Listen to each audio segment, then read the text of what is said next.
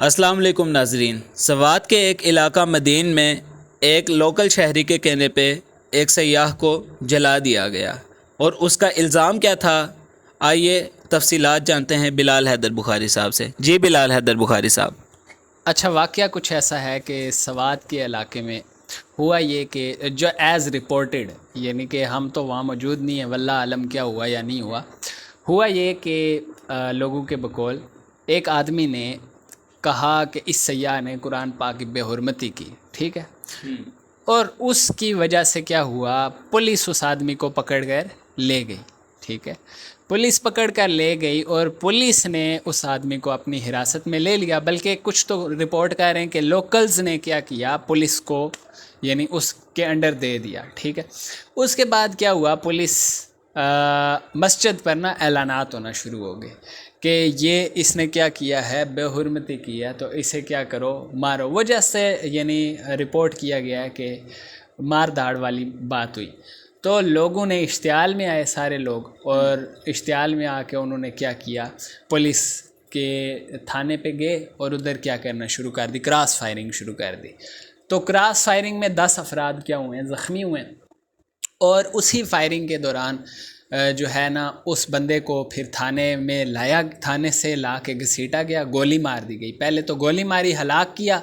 ہلاک کرنے کے بعد اسے گھسیٹا اور گھسیٹ کر ایک کھلے میدان میں یا کسی جگہ لے کر گئے۔ اس کی ویڈیو آپ سوشل میڈیا پہ دیکھ سکتے ہیں کہ پھر اس کو کیا کر دیا، آگ لگا دی۔ تو دیکھیں، ایسے واقعات میرا خیال ہے کس وجہ سے ہو رہے ہیں، گورنمنٹ کی نااہلی کی وجہ سے ہو رہے ہیں۔ کس وجہ سے؟ کیونکہ گورنمنٹ ہماری جو ہے نا، اگر وہ قانون کی بالادستی کرتی تو پہلے تو کوئی اگر اس نے کیا ہے، جلایا ہے، ویسے تو سننے میں آ رہا ہے ثبوت نہیں ملے، لیکن اگر مل بھی جاتے ہیں تو پہلا فرض جو تھا وہ حکومت اور ریاست اپنا مکمل نہیں کر سکی، کیونکہ انہوں نے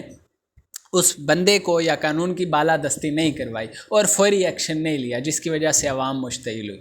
دوسری وجہ، مذہبی جنونیت عوام میں جو ہے نا بہت پھیل چکی ہے، ٹھیک ہے۔ پہلے اسلامی طریقہ کار کے مطابق کیا ہوتا ہے، کسی بھی جگہ کسی بھی الزام کا پھر اس کے دونوں فریقین کو بلایا جاتا ہے، ٹھیک ہے سر، دونوں فریقین کو بلا کر پھر ان کے مابین آمنے سامنے کیا جاتا ہے، اور عدالت یا کچہری کے اندر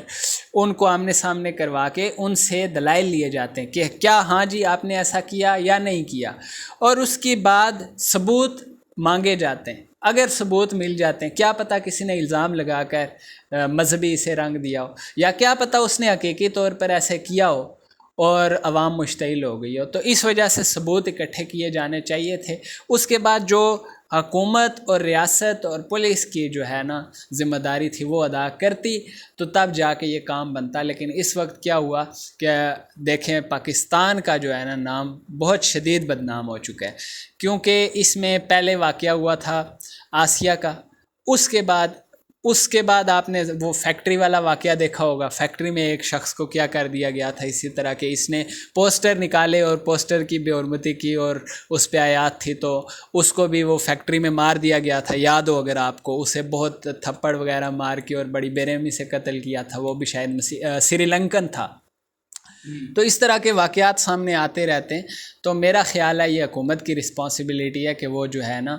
اس کی ذمہ داری قبول کرے۔ اور ایسے اس وجہ سے کیا ہوا ہے اس وقت، کیونکہ پشتون جو ہے نا وہ انوالو تھے، تو اس کی وجہ سے پنجابی اور پشتون ایک سوشل میڈیا پہ جنگ پکڑ گئی ہے، اور پاکستان جو ہے نا اس طرح اس کے اندر ہی انتشار ہوتا ہے قومی لسانی، تو اس طرح کی عصبیت نہیں جاگنی چاہیے۔ یہ جو ہے نا معاملات دیکھنا چاہیے کہ ایسا کیوں ہو رہا ہے، کن وجوہات کی بنیاد پر ہو رہا ہے، اور ان کا پھر آگے لائحہ عمل طے کرنا چاہیے کہ بھائی اس کا الٹیمیٹ سلیوشن کیا ہے، کہ کون ذمہ داری قبول کرے گا، اور کس کے انڈر یہ آتا ہے کہ عوام اس طرح بفرے نہ، بلکہ حکومت جو ہے نا پہلے ہی قانون کی عمل درآمد کر دے۔ تو میرا خیال ہے اس میں اور کچھ کہنے کی ضرورت نہیں ہے۔ جی تو ناظرین، آپ کو یاد ہوگا کہ ریسنٹ ایک واقعہ بھی ہوا ہے جس میں